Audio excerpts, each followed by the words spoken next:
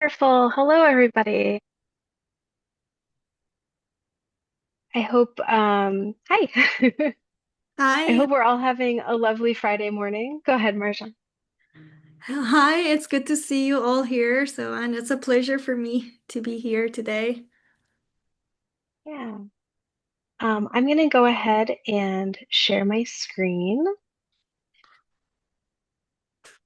What is this? You're just staring at me. Go away, FaceTime. Okay.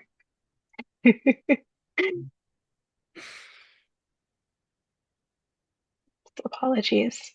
Okay. We have a brief presentation for you today. And the activity we'll be doing is mapping connections for climate and community. Um, So our agenda, we'll have a brief introduction where you'll get to meet myself and Marjan. We're going to talk a little bit about design thinking and semiotics, and then we'll introduce the workshop instruction to you guys. We'll have an activity that will probably take about 45 minutes to an hour, where we'll go through a collective mapping process, and then we'll come back together for a group reflection and wrap up.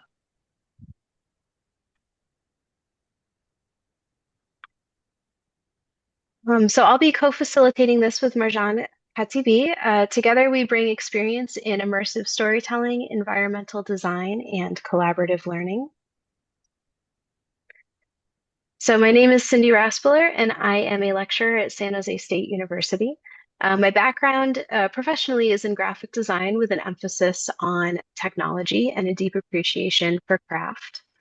My research explores the intersections of design pedagogy, climate resilience, and co-design with the goal of preparing emerging designers to meaningfully engage with ecological and social challenges.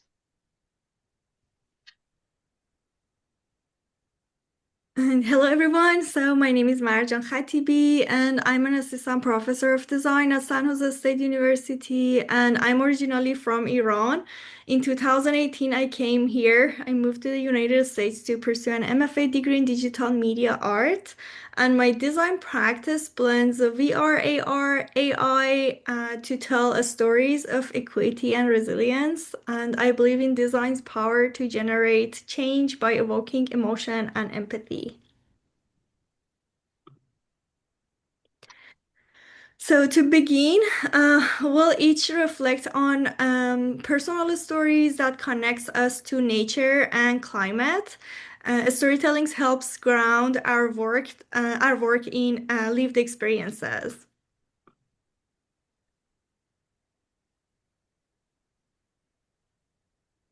So my personal story, I grew up in a fairly thrifty family. We reused things, we recycled, we watched our water usage. We crocheted hats and mittens every year. And so this appreciation of crafts and handiwork influenced my decision to become a designer, and it continues to be a strong component of my work today. But while my family loved to craft and reuse, it was kind of understood as a means to save money and not necessarily to save the planet. Um, my kind of big aha moment, I became a mother right before the pandemic, right before our Bay Area was devastated by COVID and wildfires. Our air was filled with toxic smoke. And I really began to question climate resilience in my role as a designer, in my role as a human, and the future that I was leaving to my daughter. Um, so when I grew up, I grew up in a pretty rural part of Maine, and we were always around forests and lakes. The lakes of rural Maine are like they're crystal clear, they're cold, they're ancient. And I played in the woods of Maine and Connecticut, building forts and collecting leaves and stones. My father and I used to hike through the woods to an old dump site where he would dig up glass bottles and ceramic trinkets that were discarded by 19th century homesteaders. And these bottles were like, they were all over our house. They decorated our kitchen and our garage.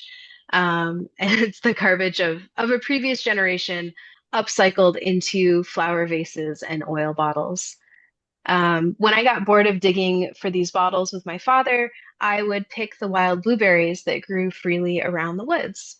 And so, growing up for me, that natural world, it always felt abundant and alive and right outside my front door. And I had always imagined sharing these adventures with my own children someday. A few decades later, I found myself living across the country here in California, running mundane errands with a new baby, masked so we wouldn't breathe the toxic air or catch a deadly virus. And I began to wonder if she would have that same connection to nature as something abundant and something right outside her front door that I did, or if her connection would be fraught with loss. And so I began to look for ways to bring sustainability and climate resilience into my work as a designer. I really wanted to be part of the solution. And so I went back to school. Um, Now I hope that my work will help design students think about how their design practices can support a resilient future. I hope that they can move from a place of thinking, what kind of future do they want to design? And so I began my graduate studies by asking this question, what does it mean to design sustainably? I created a deck of cards called the SEED deck, SEED, Sustainability and Equity and Experience Design, Look at to that. help They stimulate got you good, dude. discussion to help stimulate discussion and new ideas amongst design educators, students, and professionals. And so this deck, it marries visual prompts with probing questions to help designers articulate what sustainability means to them. Because really there's no rule book for being a sustainable designer, in part because the systems that we work in are complex and they're opaque. And so we have to think about what we value and why. And so this deck, which used visuals to prompt conversation and collaboration, inspired my final thesis project, um, which is another deck called the Shift deck. Long title, Pragmatic Design Pedagogy Interventions for Climate Resilience. But basically, this deck is it's a pedagogical tool. It's a tool for design educators. And each card in this deck details one small thing, a shift that a design educator can add into an existing student assignment to make it a little more climate resilient or to help teach climate resilience through a design lens. If any of you guys are interested in learning more, I'll drop my email in the chat. And so the graphics for this project, I developed them using a similar strategy as what we'll be practicing today. I wanted the graphics to visually reflect a time when humans considered themselves as an interrelated part of the natural world. And so I looked to ancient art like the cave paintings of Lascaux and the Nazca lines of Peru. But the main logo for this project, the thing that I put on the very front of my deck, is a blueberry. And this blueberry is a link from my past to my present. It reminds me of that time when I collected wild blueberries in the woods while digging through dirt with my father. And blueberries are my daughter's favorite food to this day. Like she just number one food, loves blueberries. One of the first foods that she ate.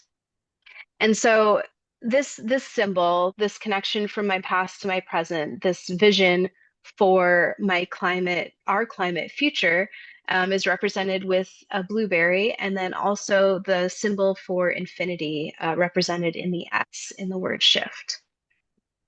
And so I've found this blueberry to be a really potent symbol for me and one that I continue to explore in my work. And so it's my hope that in today's workshop, you'll have also identified some symbols that represent your personal connection to climate and your vision for its future.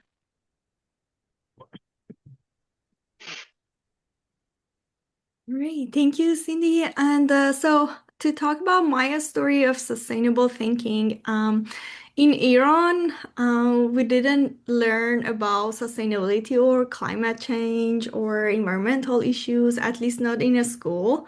But now I realize that the lessons were there all along. So when I think about climate resilience, I picture my mom sitting on the floor, surrounded by torn fabric, pieces of plastics, broken zippers. So to her, nothing was wasted and everything had like another life waiting to be made. So she turned like those scraps into like handmade bags, and she didn't call it sustainable design, but she just say that why should we waste them? And as a kid, I didn't think much of it. I just thought that this was what moms do. But now, as a designer, I see it. So she was teaching me how to respect what we have and how to care for resources. And I think that's for me is where climate resilience began.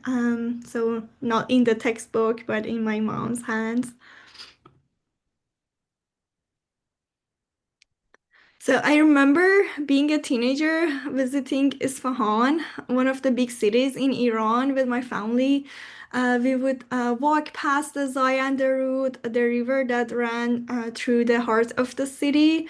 It was always alive back then. Families picnicked along its banks, kids chased birds, elders sat and just watched the water flow under Siosapol, the 33 arch bridge.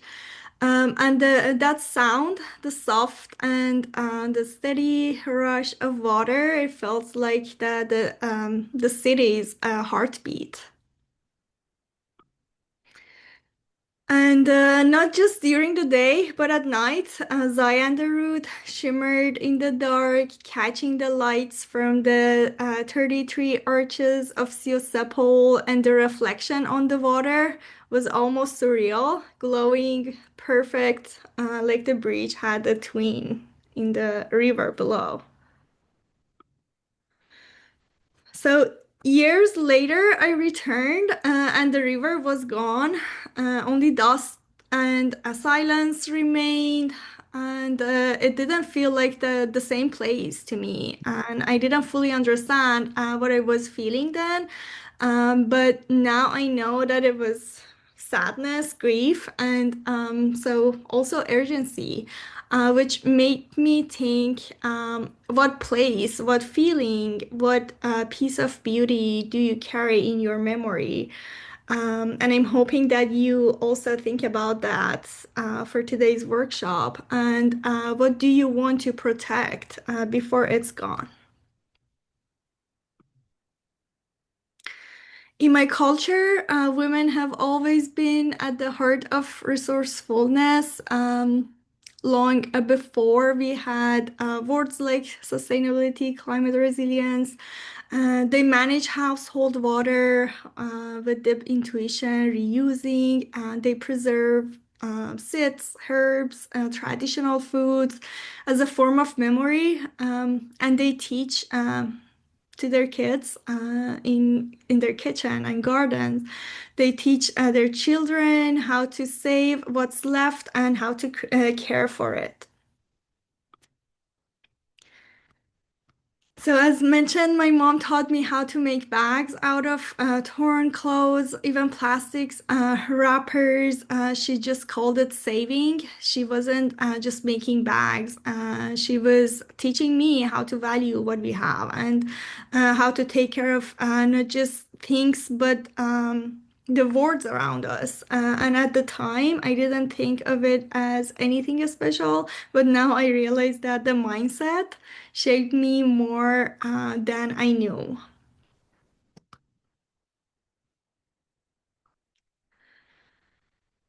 So the little actions we do to bring awareness count, and these visuals and images I found on the internet on the right-hand side help me understand the scale of environmental harm, including ocean pollution, heat waves, and garbage patches.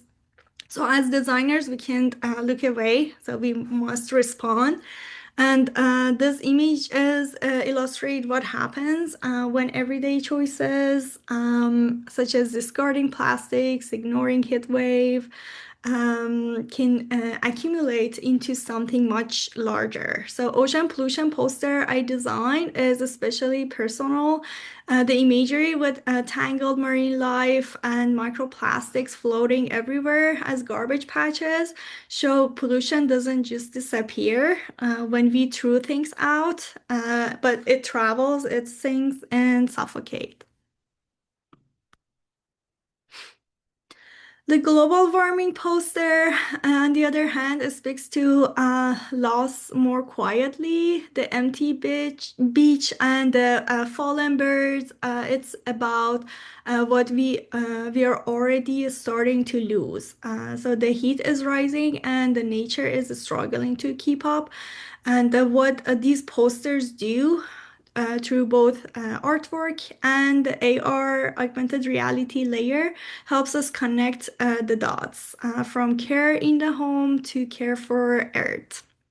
And sustainability to me is about remembering that everything is connected and the things we save and the things we risk losing.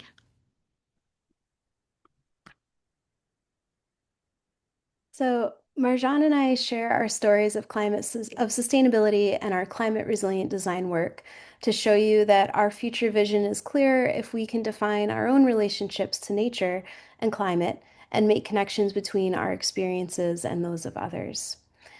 And we'll use techniques and concepts from design to complete this activity, mainly the ideas of design thinking and semiotics. Design thinking is a creative problem-solving process that starts with people's lived experiences and works outward towards solutions. To adopt a design thinking mindset is to be collaborative, empathetic, optimistic, and iterative. And so we'll use some design thinking strategies to visually develop our personal and collective connections to nature and climate, reveal interconnectedness, and create space for collective storytelling.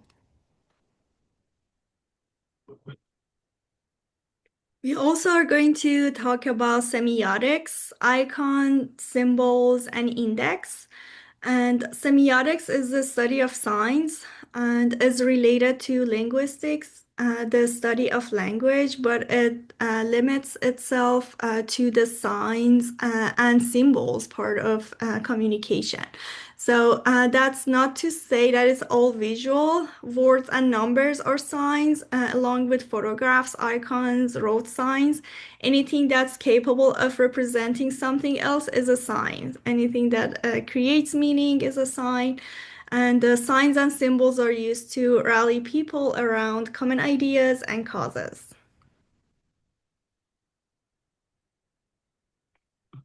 So, the goal of this activity is to use design thinking and collective storytelling to map our personal experiences of climate and community, translate those experiences into a visual language, and uncover how these insights can help inform more intentional, creative, and communication work.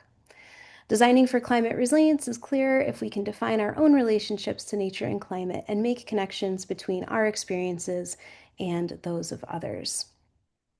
So we first presented this activity at a conference for design educators, and we've adapted it all for you here. And again, we're happy to discuss the results of that conference and our process with any of you if you're interested. So today we'll practice this through a process of past storytelling and visual mapping. And then we will determine our collective future vision. We'll work on our present connections, actions, or messages, and then we'll do a collective sharing. And let me see, I'm going to share a Miro board with you guys.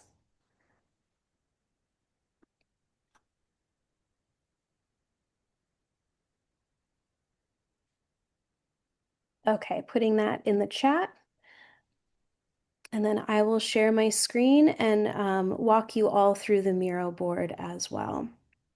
So we'll be collaborating here on our collective climate map.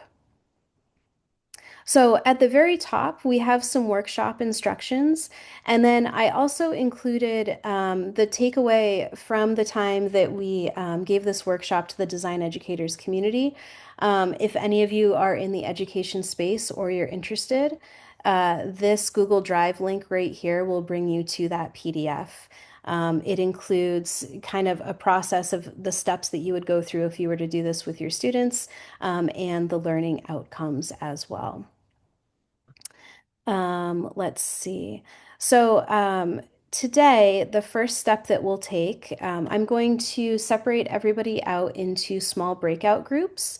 I'll zoom out here again, and you'll see that each group will have their own climate map that they can work on. Um, so the sample climate mapping activity frame, I'll zoom in here. So the first step we'll do is explore our past, personal stories of climate, environment, nature, and community. So you'll use memory, metaphor, and word association to create a mind map of words and symbols that describe your experience. You might recall memories related to place, culture, family, or tradition. And then you'll find 3 to 5 examples of photography, symbols, shapes, or objects that help give your words visual weight. You can upload your own images or find images and symbols online. And you'll sort these visual items, you can remake them, or you can categorize them in a way that feels effective. The goal is to create a rich visual dictionary of climate-related words and imagery that you can use for inspiration later. And so you can see here that Marjan and I have mapped out our both of our stories. And then we've selected a few symbols that kind of help us tell that story in a more visual way. After we map out our past, we're going to skip forward to the future. So that is this third frame here. And so, as a group, so in your small breakout groups, you will share your future vision for climate. This could be your own personal vision, it could be a community vision, or it could be the vision of an organization that you're affiliated with or work with. And then you'll write down words here that kind of embody your future vision. And so Marjan and I talked about clean air, strong communities, opportunity and abundance, clean water, and rivers. And then the final step is mapping the present. So creating connection, action, and message. So this is where you'll draw connections between the visuals you collected from your personal stories and the words that you've used to describe your future visions. And as a group, you'll collect 3 to 4 symbols for your future visions and place them here. And then you can give your collective symbol a title. And so, it's not like particularly pretty or fancy, but we found a symbol for family, a symbol for water, and a symbol for roots, because we thought a lot about how my personal symbol, the blueberry, it collects water through roots, and our families are our roots.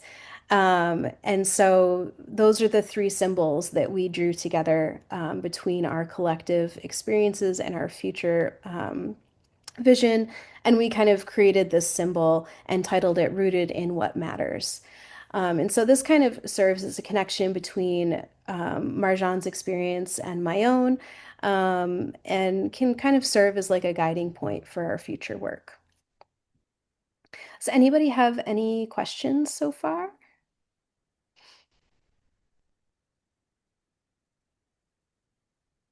Okay. All right. Are we all okay with the Miro board? Is everybody able to jump on there?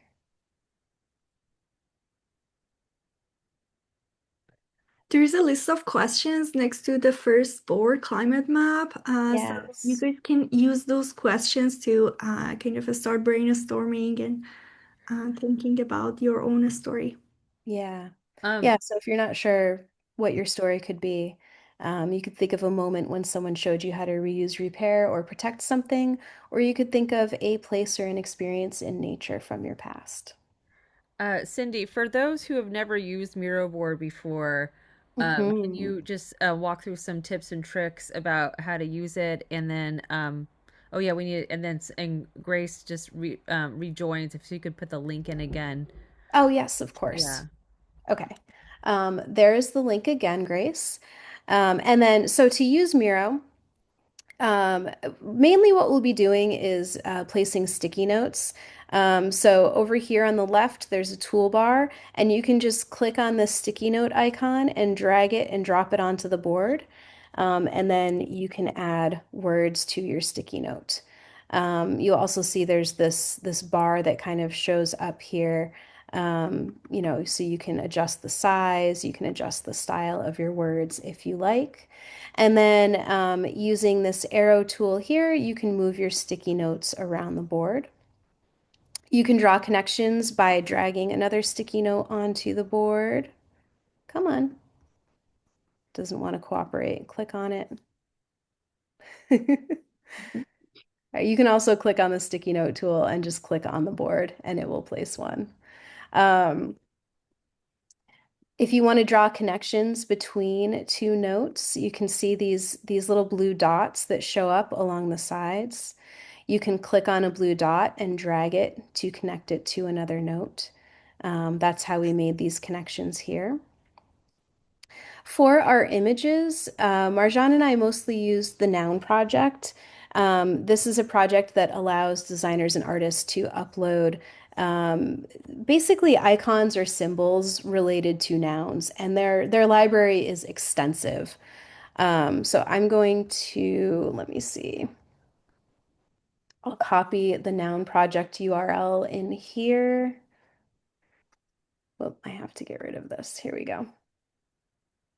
So this is the Noun project.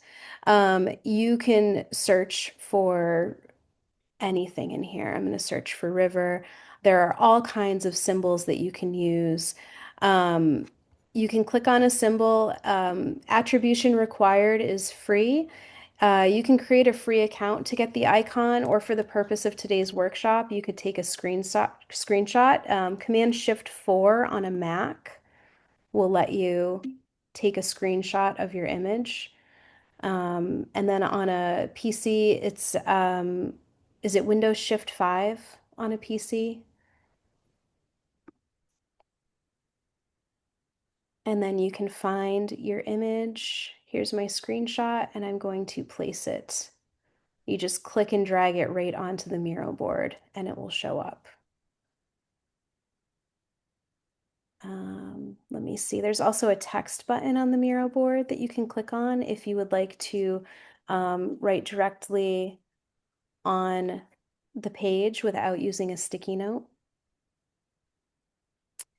And you can draw. If you guys want to do freehand drawings instead of downloading symbols, you can use this draw tool here, and you can go ahead and draw your own symbols.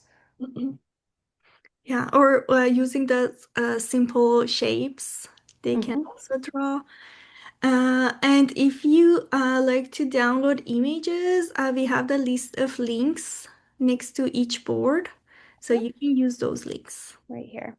You can bring photography in as well. Photography is a really powerful connection making visual.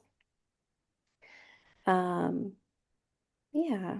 I have a question, Cindy. I'm on Mhm. the Miro board. I see me on there, but I don't see any of these documents on there. Any documents? Well, I don't see any pictures. It's just blank. Oh,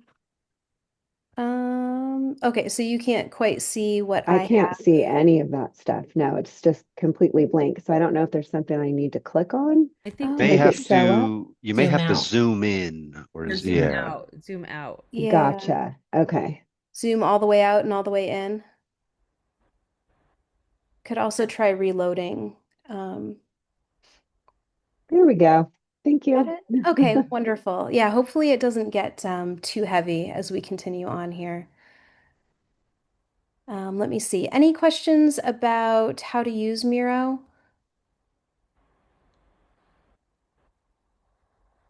Okay. All right. All right, I'm going to stop sharing my screen for now. So my plan is to put everybody into breakout rooms. And then Marjan and myself and Devin and Danielle, I'll split us up amongst breakout rooms as well. And we'll take about 15 minutes to to map your story. So we're going to do the past section first.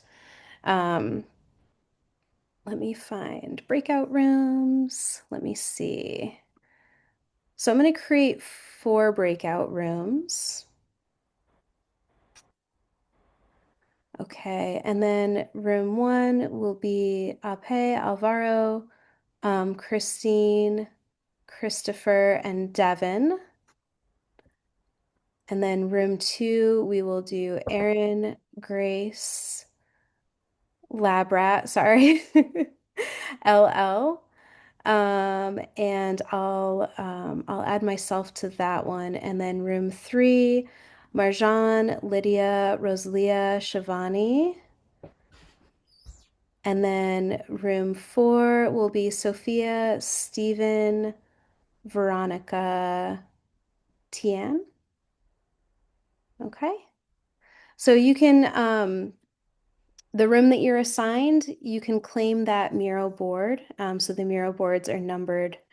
I think we put 8 on there just in case, but we can work with boards 1 through 4. Okay, so I'm going to keep those open for about 15 minutes. If you guys have any questions, are we feeling good? Let's Yeah, start so mapping. you're gonna put us in the rooms, and whatever room we're assigned to is the number of the board that we start with. Yes, so if Okay. you're room 1, you'll have board 1, Okay. climate map 1. Mhm. Okay, Mhm. all Sounds right, good. wonderful. Mhm. Okay. All right, I'm going to open these up and I'll bring us all back in about 15 minutes.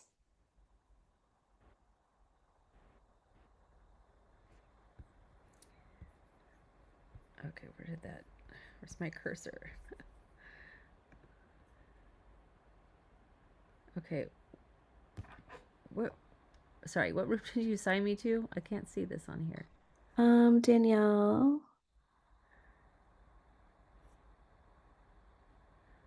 Assigned What room to, did I have Devin. Oh, I don't have you in here. Let me, can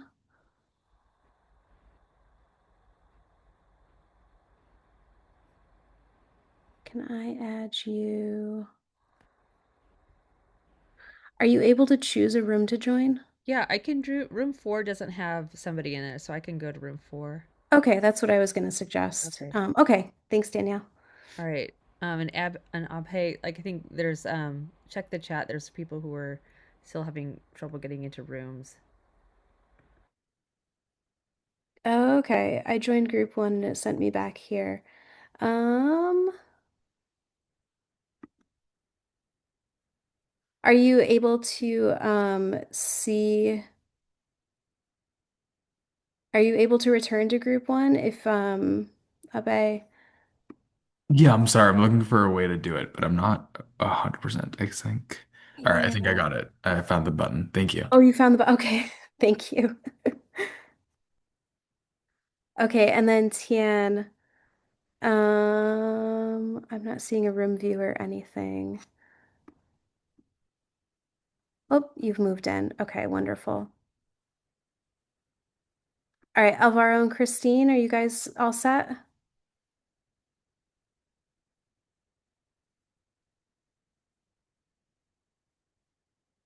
Okay, wonderful.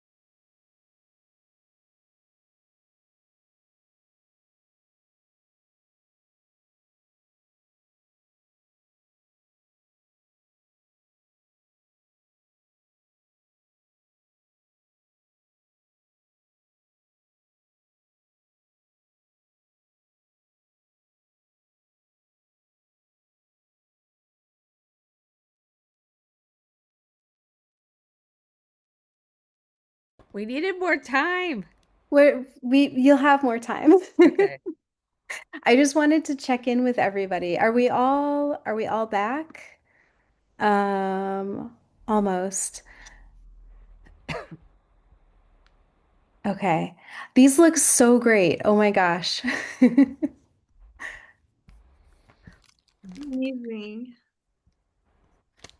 I think some folks still in the breakout rooms, maybe? No, I think it automatically pulls you back in, but Okay. I think well, that's what it did to us. So, Yeah. Okay. All right. Well, I just wanted to check in. It looks like the past experience mapping is going really well. Um, I wanted to go over the next two steps, and then we'll go back into those same rooms. We'll complete the next couple steps, and then we'll come back for a share out. oh, cool. Um, So once you have your past experience of climate, environment, nature, and community mapped out, you've gathered a couple symbols that speak to your experience and your feelings. Then we're going to jump ahead to the future. So from past, we'll go to the future. And as a group, you can share your own future vision for climate. And again, this can be your personal vision, it can be your community vision, it can be an organizationally oriented vision. And then you'll add sticky notes or just write down words related to that future vision. Oh, no worry, Lydia. Thank you. Um, and then once you guys have shared your future vision, we'll jump to the center, to the present. And that's where, as a group, you can start thinking about connections between the visuals that you collected from your personal stories and then the words that you've used to describe your future visions. And then you'll think about what visions from your past can you connect to your future, or what new visuals can you bring in that help make those connections between your collective past experiences and your collective future vision. And so you'll collect 3 to 4 symbols. They can be symbols, they can be photographs, they can be doodles. You can draw something on a paper and take a picture of it and upload it. However you guys want to get your visuals onto Miro is great. And then if you feel compelled to name your collective symbol, you can name it. So Marjan and I named our symbol Rooted in What Matters. And so I'm gonna do what do we think? Did 10 minutes for that? This is all part of design thinking. You like move really fast in design thinking, so it's more of like an intuitive process than a very laborious one. Um, but yeah, does 10 minutes sound pretty good? So we have time for a collective share out? Okay, wonderful. Okay, I'm gonna reopen those breakout rooms then. You can all jump in and I'll pull y'all back in 10 minutes.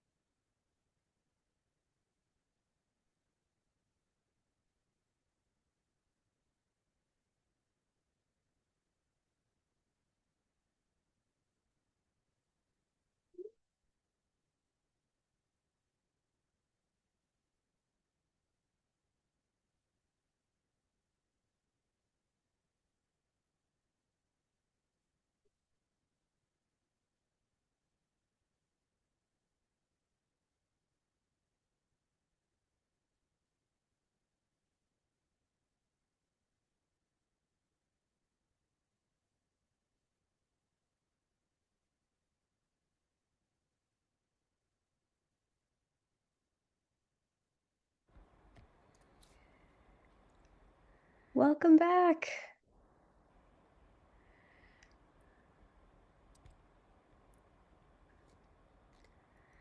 All right. Okay, so uh, note to self, a little more than 10 minutes, perhaps. But I see we had time to talk about our future vision. Um, and so I hope that this activity kind of um, helps you see that your past has given you meaning and your future gives you direction. And so the symbols that you guys collectively put together can be a bridge between your past and your vision for future climate goals. Climate work can really feel abstract and overwhelming sometimes, but having some sort of visual story can help make it a little more personal and visual. And so this practice, it helps your brain make connections between your experience, your memories, and your environment. And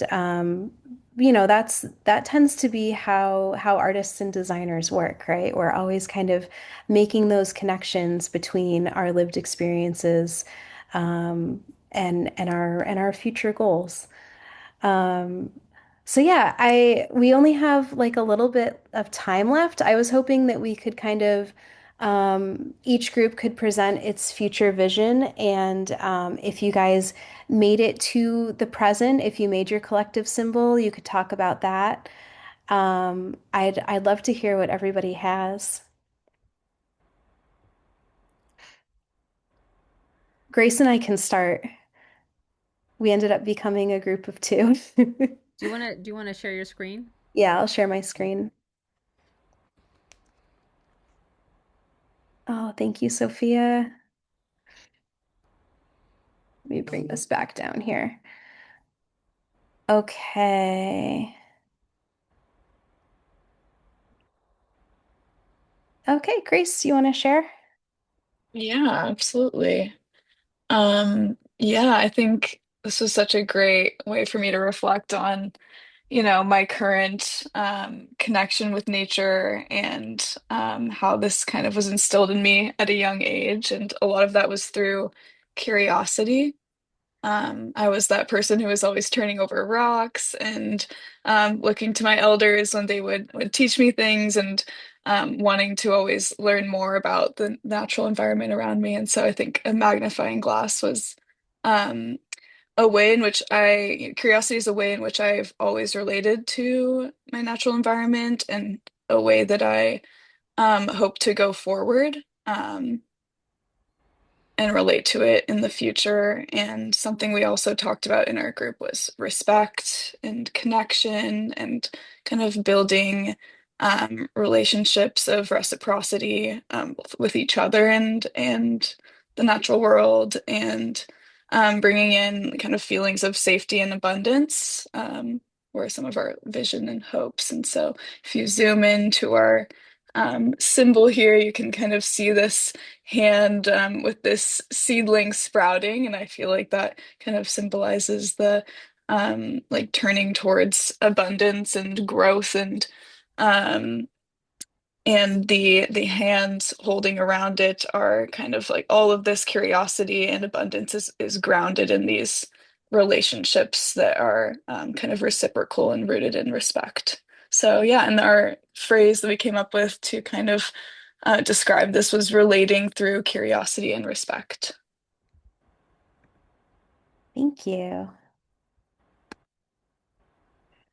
Yeah, I was in a group with Grace. Erin had to bounce out early, but I really loved the idea of curiosity coming up. I was like, oh, it's such a nice way to think about climate.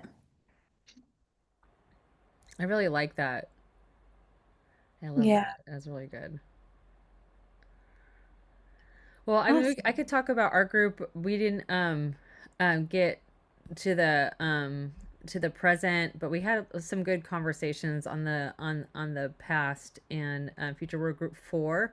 Group four. Yeah. So I think what was nice, it was interesting about the past. We all came from very different um, um, uh, histories. And I like, it was really cool to hear Sophia's history, and how connecting the family history from Poland, connecting figs as this almost like a cure-all uh, piece, like part of nature that could help every. It's sort of a symbolic of helping things, and that really rooted with the her grandma. And of course, Sophia, if I'm not getting your story correct, please add to this. And like Stephen growing up, really thinking about being resourceful, but also thinking about what happened with going from being able to go outside with you into parks with uh, um, family and friends, and then the wildfires came and everybody being stuck indoors. And I think those wildfires, I think for us in California, are such a big wake up call. And then Veronica talking about visiting the natural bridges, and thinking about butterflies and how like that is like uh, what do they call it? A keystone animal, keystone species. That's really like an important thing for both inspiration, but also really symbolic of where the health is of the climate. I grew up in New Mexico, and really on the Rio Grande, but in the desert. Um, and then moving on to the, sorry, I know that we're almost out of time, so I'm going to really quickly finish. Future hopes and visions, looking at land back, indigenous sovereignty, post economy, circular manufacturing, circular art, thinking about anti extraction, connection to nature, empathy, care for people in the non human world, caring about our neighbors and community. And I think that kind of connects to what you all were doing as well, like, thinking about um, connecting with one another. I think somebody said in our group also, like, something about like, what was it? I think Veronica, you said it maybe. Love and okay, I can't remember. My memory's not great. I Anyways, think we're anybody else talking from about our like group want to love. add anything? What'd you say? It was I think Sophia was connecting like that we were talking about love and grief That's and right. Sophia said that. Sorry. Mhm. Yeah. Okay. Um, Anybody else want to add to that?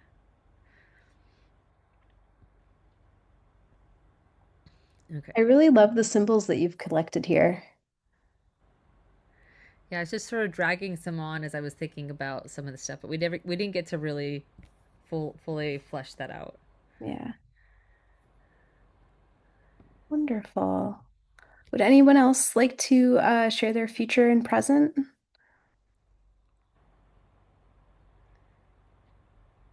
We have some beautiful photography from group one.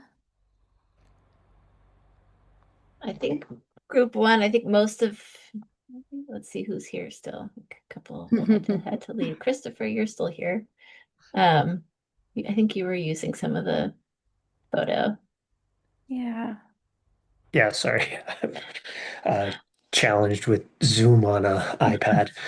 Yeah, that was I so my the imagery that I collected for the past was all recent past